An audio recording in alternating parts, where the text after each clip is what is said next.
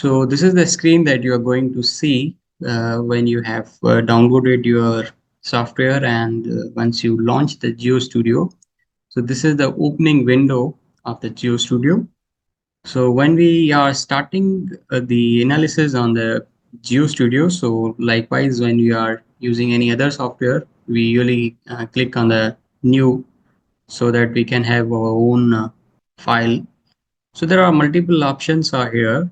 These are the options if you want to print it, then accordingly you can print it. So UAE A4 is the best option. So I click on the metric A4. Metric is like the units. So metric A4. Click on the create button. So once you click on the create button, then there is a window which asks you about the details of the project, the project which you are going to perform. So I simply name this as a demo, and whatever other are the same. Now the next thing that we are going to do is clicking on the add button. Now there are different type of analysis are there. The one which you are going to perform and also the simple one is actually the 2D. So click on the 2D. By clicking on add button, then you will have 2D option, 2D geometry. You can also have 3D, but obviously this is your start of learning this software. So let's start with 2D geometry. And after that, click again on add. And now which type of analysis that we want to do. Since we want to do slope W analysis using limit equilibrium method, so simply click on this, click add, then slope W analysis, and then limit equilibrium. So once you will do that, then this is the window that you are going to see. Now there are different types of analysis are there, like you would have learned different type of analysis in your theory classes. So the one which we are going to do today, which is mostly commonly being used, is the Bishop's method of doing the analysis. So click on the Bishop method. And later on, you are also being asked whether there is a pore water pressure conditions in your project. Since we are starting with the basic, so we are not going to have pore water conditions right now, but we will solve one example where we will have pore water pressure conditions. But right now we don't take this pore water conditions. And later on, you will have another option, that is the slip surface. Now, slip surface is like since we are going to draw a slope, now the failure would be whether it will be from left to right or right to left. What do I mean by that? Let me show with the help of what do I mean by left to right or right to left, since we are going to do the analysis. So sometime we have slope like this way. Sometime we have slope. Sometime we have slope that is like this. Sometime we have slope like this. So in this case, the failure could be from left to right. And in this case, the failure would be from right to left. So it depends whether our case is like from left to right or right to left, that we have to select. So since we are taking left to right, so we will define the project accordingly. So it's left right. So left right. The other thing is like the slip surface, where we are going to define the entry and exit. We will define the places where we are going, where the failure surface will enter and where it will exit. And number of critical slip surface to store, how many critical slip surface we want to know. So that also we can define here. So these are the basic things that we need to do. All other are a bit advanced, no need to look at right now. So other than that, these are the basic settings that we will do. And once we did with the basics, just click on close, because now we have defined our project. So click, if you want to describe something about your project, then again you can describe in order to memorize if you open later on. So once you have defined the project, just click on close button. Now we are in the window where we are going to start our first project. So let me show which project we are going to do first. So this is the first project that we are going to do, where you can see it's being told that the slope which is given in this figure, we have to analyze this slope. We have to determine the critical factor of safety for the slope using Bishop's method. So first we will define all this geometry. So the definition of the geometry, like how we can shift this geometry in our software, so that can be done with the coordinate system. Like this is the slope. So first we will nodes coordinates, the XY system, where we can have, because when we are in any graphic software, we usually have XYZ system like you have in AutoCAD if you have used that. So similarly, we have also here XYZ system. Since we have a 2D diagram here, so we will have X and Y only. So this is the geometry that we have. So since we have to define this geometry in XY system, so it's better to have the coordinates of the key points. So let's say that this is the origin, like if this is, let's say, is a x-axis, this is, let's say, x-axis, and this is y-axis. So this is y-axis and this is x-axis. So over here, the point will be 0, 0. This point, let's say this is A point. This point is A. So there's the coordinate of the A point is 0, 0. Now the other key point would be this one. The coordinate of this point would be x would be 0, since we are not moving in x direction, but we are moving in y direction by a magnitude of 20 meter.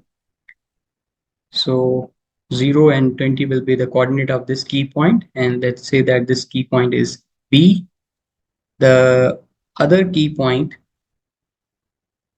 is, let's say, this one, which is C, and the coordinate of this will be, horizontally we are moving by 10, vertically we are moving by 20. So 10 and 20 will be then the coordinate of this point. The other key point could be this one, and let's say that this point is D. The coordinate of this will be, the total is 45 from X to the exterior point. So 45 minus 7 will be 38. And vertically we are moving by 7 meter. So 7. And let's say this is E point. The coordinate of that is, horizontally we are moving by 45, and vertically we are moving by 7. And the last point, let's say that's the F point, which has a coordinate of 45 as the X and 0 as the Y. So by coordinate system, we are going to define the points first, and then we will move further. I hope you understand what I'm doing right now. If not, then please let me know so that I can clarify your question, or we should move further. Is it fine for all of you? Like, why I'm doing this, because we are going to shift this figure in the software. This is the figure that is given to us. Now we are shifting this figure to the software, the GeoStudio software. So for that, we need to know the coordinates of the key points. That's what I just determined. So let's come back to our software. So this is the software. Now we have to define the key points. Before defining the key points, it's better to visualize the axis, and it's also better to visualize the length in the axis. For that, we usually go to sketch and then axis. I show here sketch, click on sketch, then go to axis, where you can define what are the axes that we have in our case. So the maximum x-axis is 45. So 0 to 45, and the y-axis is 0 to 20. So 0 to 20. So that's what we have got now. So we have now drawn the axis so that we can better see where our sketch is. If you are drawing the points, then where are those points?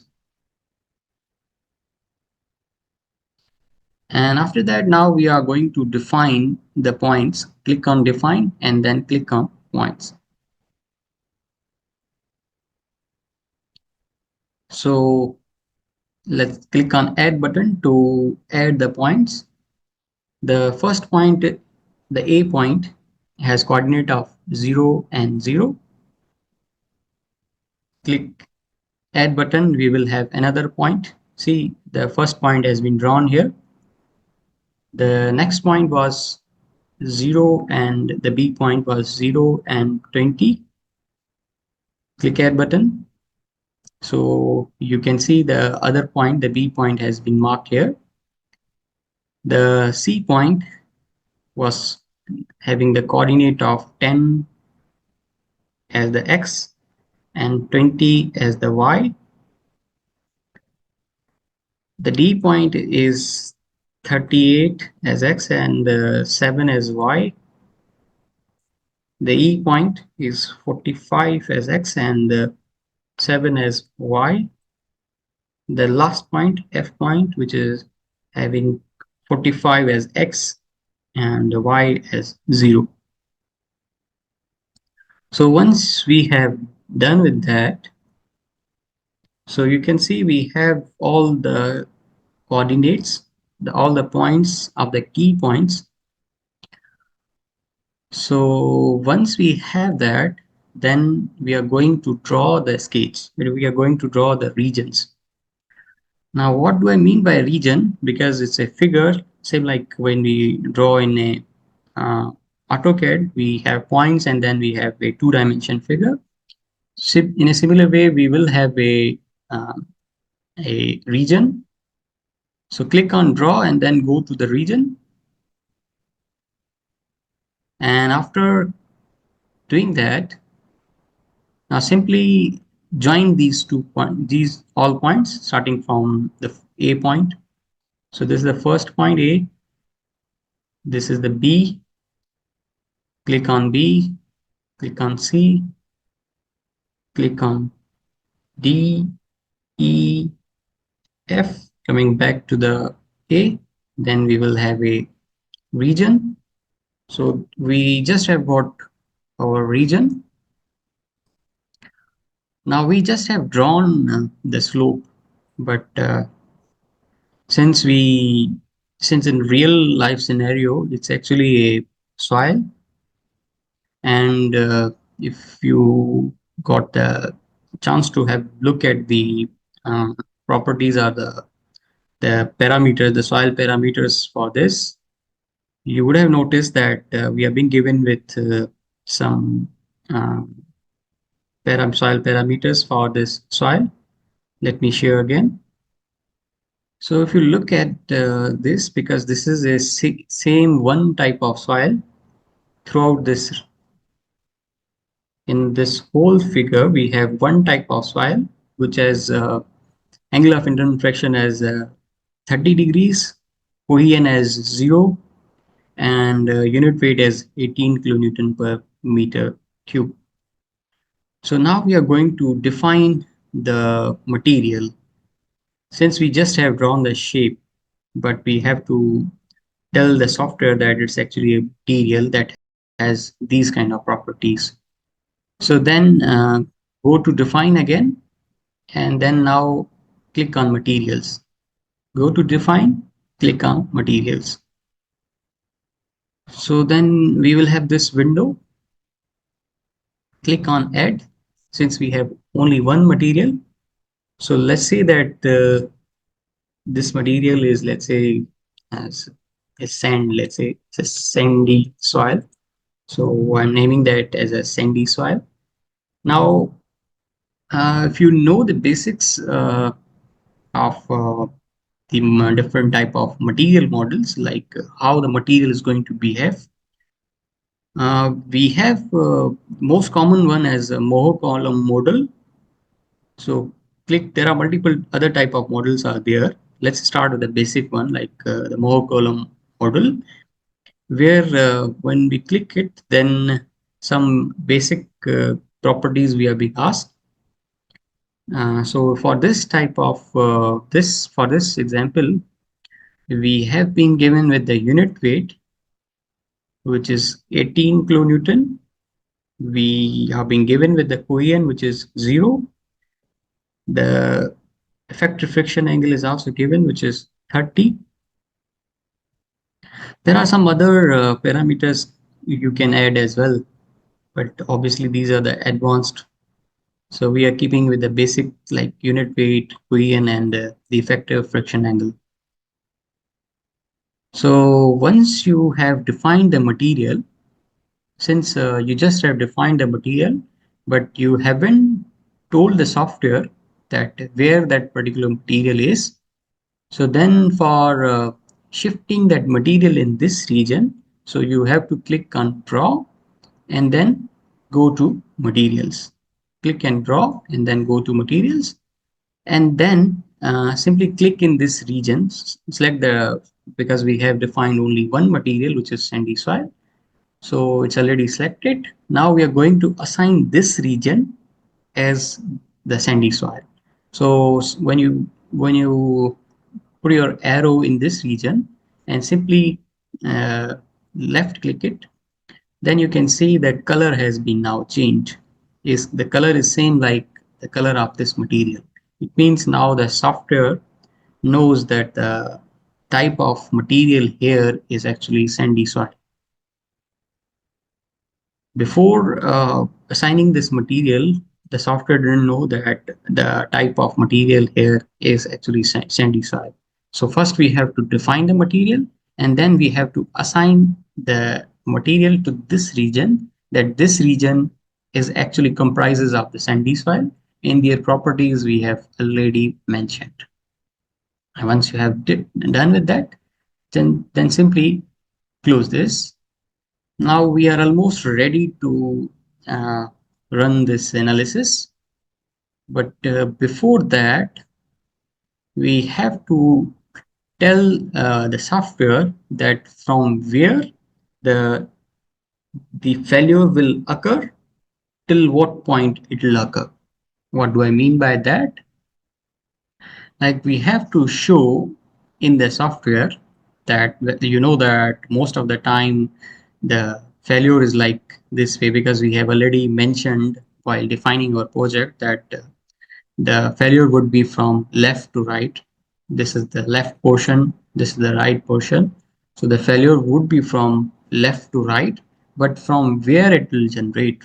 Obviously, since we are determining the critical factor of safety, you know that critical factor of safety is the one which is the least factor of safety for this slope.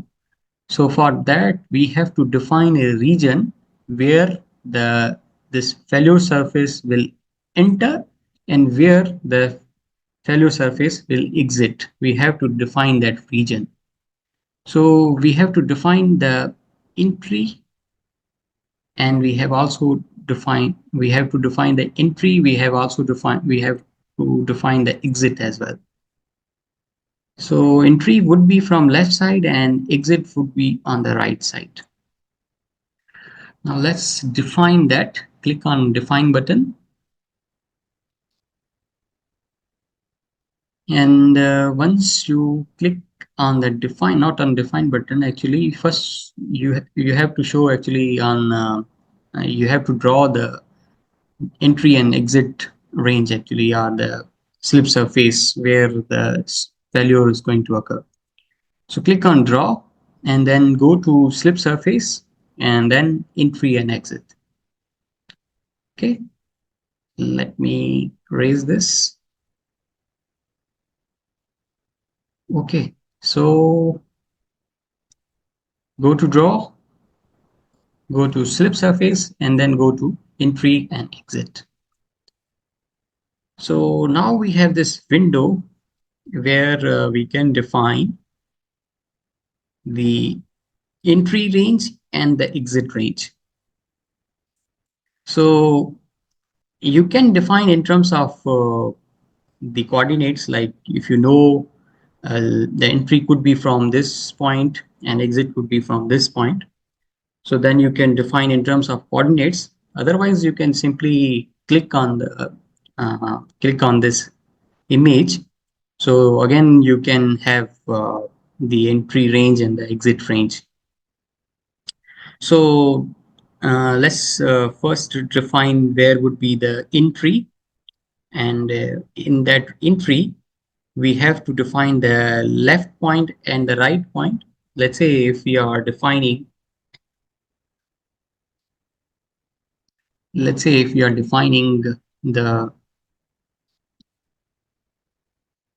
let me show you again, because the failure would be from here to here. So it will be the left portion, this will be the right portion. Now we have to define a range. We have to define the range from where the entry could be, like from here to here. And for that, this point, the starting point would be the left point, and this would be the right point.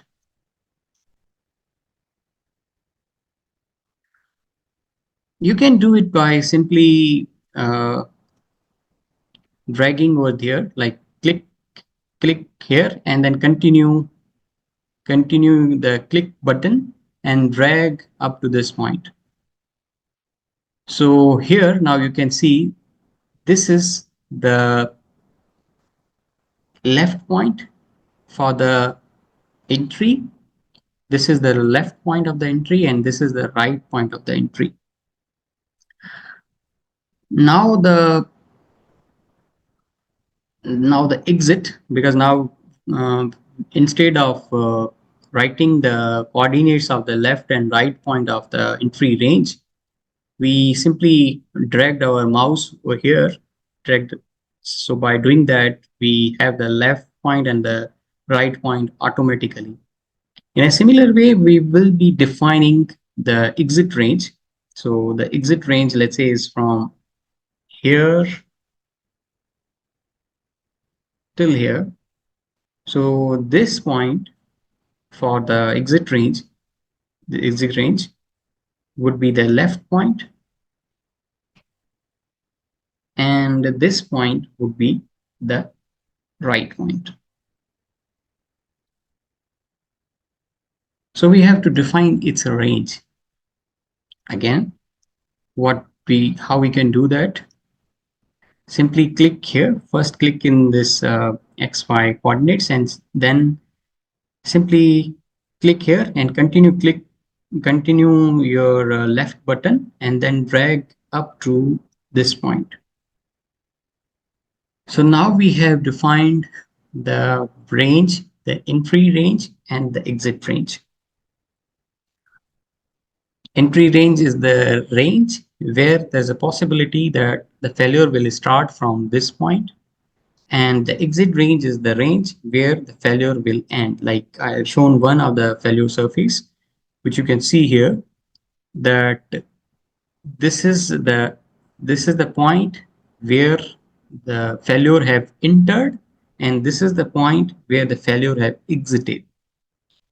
So looking at this figure, we have now defined the entry range and the exit range. Let me raise all the annotation that I have made here.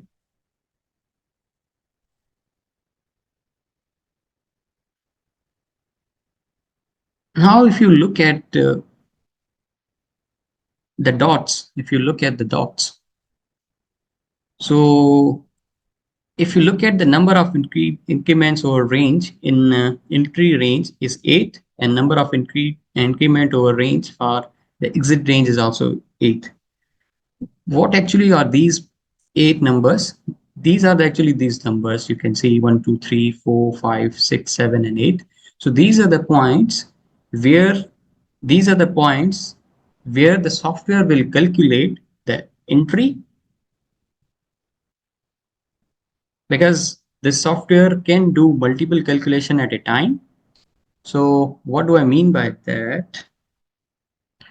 So calculations will only start from these points. So calculation will start from, let's say if this is the first point, so the calculation will start from this to, let's say, up to this point. This is the point in the exit range. So 1, 2. So this will be the one of the exit range. So these are the multiple points. So software will calculate all these possible chances, like 1, 2, this, there could be 2 as well.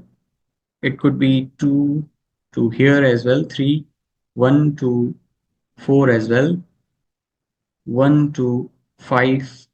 So software will do it all automatically. In a similar way, on the from second point to this point, second point, and so on. So there could be multiple points, but since we are looking forward for the critical factor of safety, and hopefully you know that the critical factor of safety is the one which has the least value.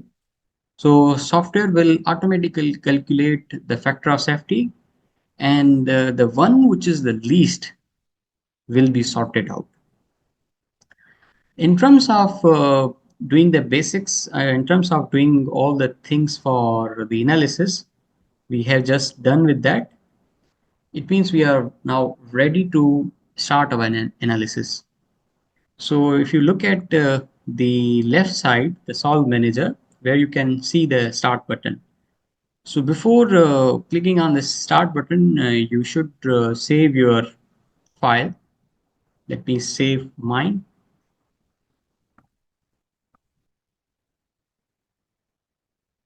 So I have saved my file.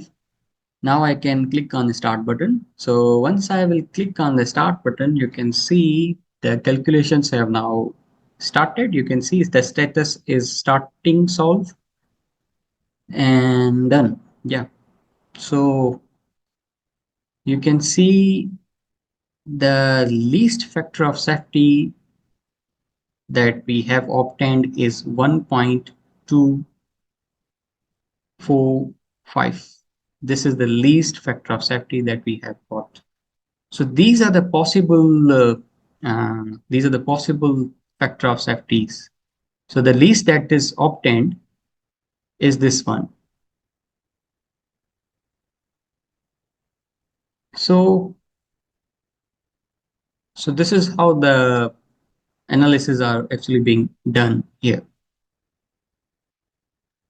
So we just have now calculate the factor of safety for this slope, the critical factor of safety for this slope, which is 1.245. See, the 1.45 is the one which is over here, from one here to here. If you click here, you can see very minute Maybe I click to any other. Yeah. So these are the factor of safety that it have this software have actually calculated.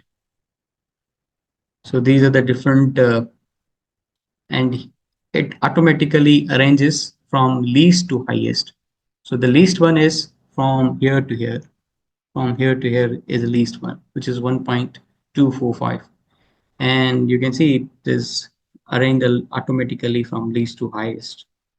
If you want to see maybe this one, then you can see the value of surface from this point to this point. And in the results, you can also see the column information, like if you have learned about the method of slices to solve the slope problem. So where we convert the whole mass of slope into the number of columns, and then we do the calculations manually. But in this software, everything is done automatically. So if you click on this view and then column information, so where you can find that if you want to see the information of every slice, then you can see all the forces which is acting on this. You can see all the data related to this. You can see all the data, the coordinates, the weight of this slice, what type of forces are being acting, the weight of the slice, the lateral forces are acting, and the shear force at the failure, everything that you can see here, the normal force at the failure. So all the related details of every column can be seen here. So you can click on this so to see uh, different column information like this. Yeah, so this is how the determination of factor of safety is being done using this slopew software. So if you have any question, then please let me know so that I can clarify your doubt.